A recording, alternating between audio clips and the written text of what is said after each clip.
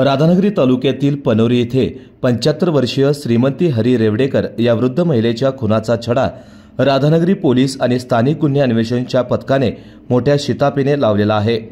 सोन्याच्या लालसेपोटी दोघा तरुणांनी या वृद्ध महिलेला ठार मारून तिला गोबर गॅसमध्ये टाकलं होतं। या प्रकरणी अभिजित मारुती पाटील आणि कपिल भगवान पातले या दोघांना जेरबंद करण्यात आला आहे। श्रीमंती हरी रेवडेकर या घरी एकट्याच राहत होत्या। त्या 7 सप्टेंबर रोजी घरी दिसत नसल्याने शेजाऱ्यांनी त्यांचा शोध घेतला। यावेळी त्यांचा मृतदेह गोबर गॅसमध्ये आढळून आला होता।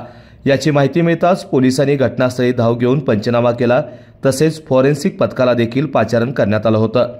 अज्ञात व्यक्तीने त्यांच्या डोक्यात वार करून पुरावा नष्ट करण्याच्या उद्देशाने गोबर गॅसमध्ये टाकून दिल्याचं तपासात स्पष्ट झालं। रेवडेकर यांचा दत्तक पुत्र अमित हरी रेवडेकर यांनी राधानगरी पोलिसात फिर्याद दाखल केली होती।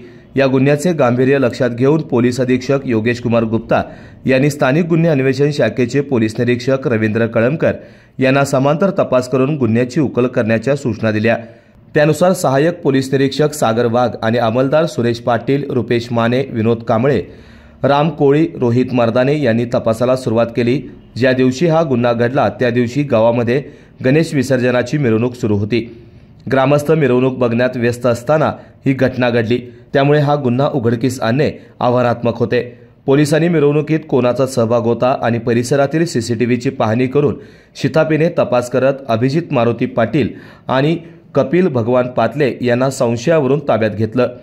त्यांच्याकडे अधिक तपास केले असता आर्थिक अडचणीत असल्याने त्यांनी रेवडेकर या घरात एकट्याच असताना त्यांच्या अंगावरील सोन्याचे दागिने लुटण्याचा कट रचला होता।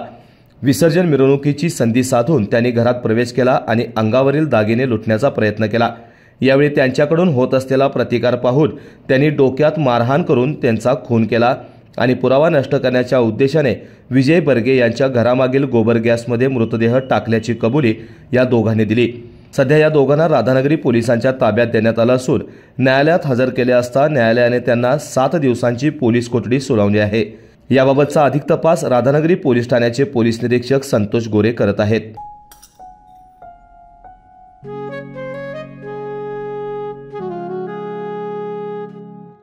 बाबा, आज येताना बासुंदी घेऊन या ना। अगं, कालच आपण आईचा वाढदिवस होता म्हणून आणली होती ना।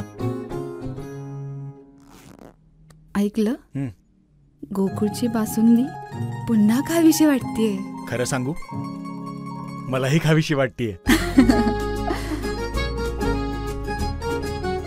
पुन्हा पुन्हा खावीशी वाटणारी गोकुळ बासुंदी।